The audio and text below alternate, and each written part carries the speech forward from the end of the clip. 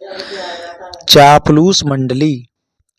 दोस्ती का रिश्ता हमारी जिंदगी में एक महत्वपूर्ण रिश्ता माना जाता है, लेकिन उसमें भी कई दोस्त हमारे लिए सही होते हैं और कुछ दोस्त हमारे लिए गलत होते हैं। यह कहानी आपको ऐसे ही दोस्तों के बारे में बता रही है। दोस्तों, चापलूस लोगों से दोस्ती नहीं करनी चाहिए और इनसे हमेशा दूर ही रहना चाहिए। दोस्ती क्यों नहीं करनी चाहिए, आइए समझते हैं कहानी के माध्यम से। जंगल में एक शेर रहता था। उसके 4 सेवक थे: चील, भेड़िया, लोमड़ी और चीता। चील दूर दूर तक उड़कर समाचार लाती। चीता राजा का अंगरक्षक था, सदा उसके पीछे चलता। लोमड़ी शेर की सेक्रेटरी थी। भेड़िया गृह मंत्री था। उनका असली काम तो शेर की चापलूसी करना था। इस काम में चारों माहिर थे, इसलिए जंगल के दूसरे जानवर उन्हें चापलूस मंडली कहकर पुकारते थे। शेर शिकार करता, जितना खा सकता था वह खाकर बाकी अपने सेवकों के लिए छोड़ जाया करता था। उससे मज़े में चारों का पेट भर जाता।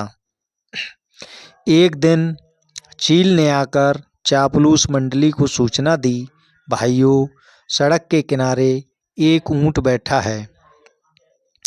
भेड़िया चौंका, ऊंट किसी काफिले से बिछुड़ गया होगा। चीते ने जीभ चटकाई, हम शेर को उसका शिकार करने को राजी कर लें तो कई दिन दावत उड़ा सकते हैं। लोमड़ी ने घोषणा की, यह मेरा काम है।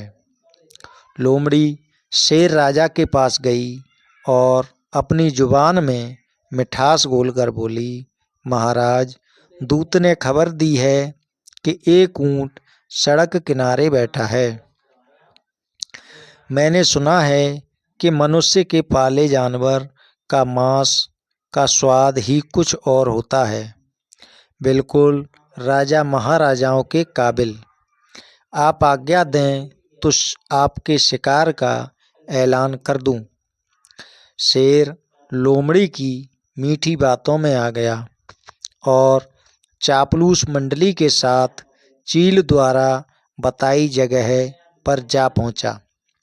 वहां एक कमजोर सा ऊंट सड़क किनारे निढाल बैठा था। उसकी आंखें पीली पड़ चुकी थीं। उसकी हालत देखकर शेर ने पूछा, क्यों भाई, तुम्हारी ये हालत कैसे हुई? ऊंट कराहता हुआ बोला, जंगल के राजा, आपको नहीं पता इंसान कितना निर्दयी होता है। मैं एक ऊंटों के काफिले में एक व्यापार माल ढो रहा था। रास्ते में मैं बीमार पड़ गया, माल ढोने लायक नहीं। उसने मुझे यहाँ मरने के लिए छोड़ दिया। आप ही मेरा शिकार कर मुझे मुक्त कर दीजिए। ऊंट की कहानी सुनकर शेर को दुख हुआ। अचानक उसके दिल में राजाओं जैसी उदारता दिखाने की जोरदार इच्छा हुई। शेर ने कहा, ऊंट, तुम्हें कोई जंगली जानवर नहीं मारेगा। मैं तुम्हें अभय देता हूँ। तुम हमारे साथ चलोगे और उसके बाद हमारे साथ ही रहोगे।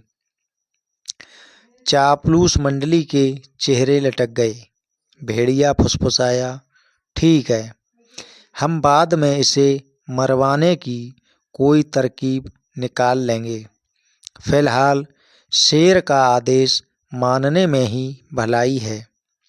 इस प्रकार ऊंट उनके साथ जंगल में आया। कुछ ही दिनों में हरी घास खाने व आराम करने से वह स्वस्थ हो गया।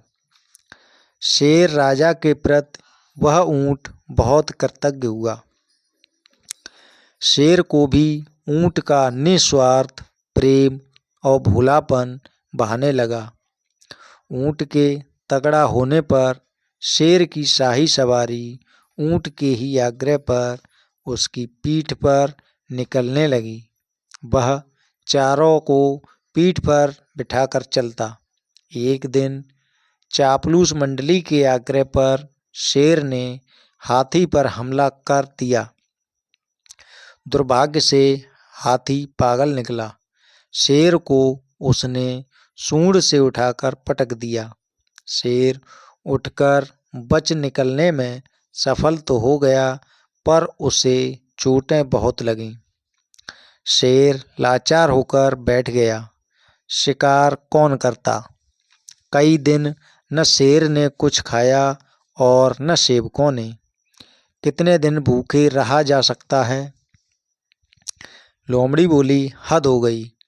हमारे पास एक मोटा ताजा ऊँट है और हम भूखे मर रहे हैं।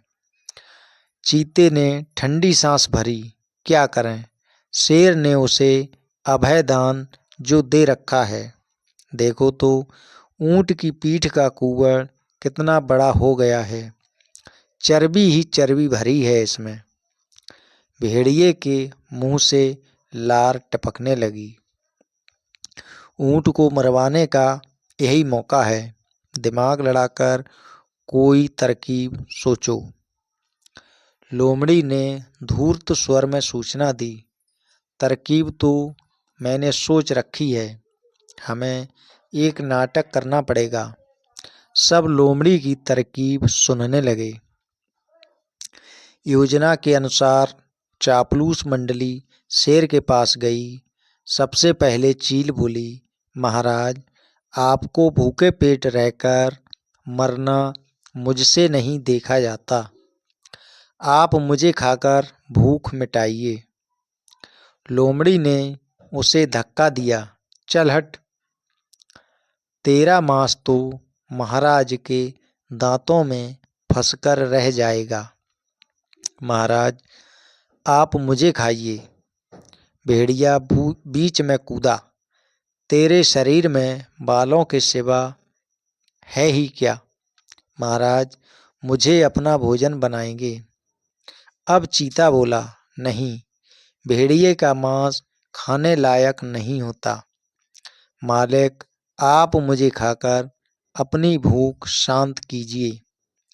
चापलूस मंडली का नाटक अच्छा था। अब ऊँट को तो कहना ही पड़ा, नहीं महाराज, आप मुझे मारकर खा जाइए। मेरा तो जीवन ही आपका दान दिया हुआ है। मेरे रहते आप भूखों मरें, यह नहीं होगा। चापलूस मंडली तो यही चाहती थी। सभी एक स्वर में बोले, यही ठीक रहेगा महाराज। अब तो ऊँट खुद ही कह रहा है। चीता बोला, महाराज, आपको संकोच हो तो हम इसे मार दें। चीता व भेड़िया एक साथ ऊँट पर टूट पड़े और ऊँट मारा गया।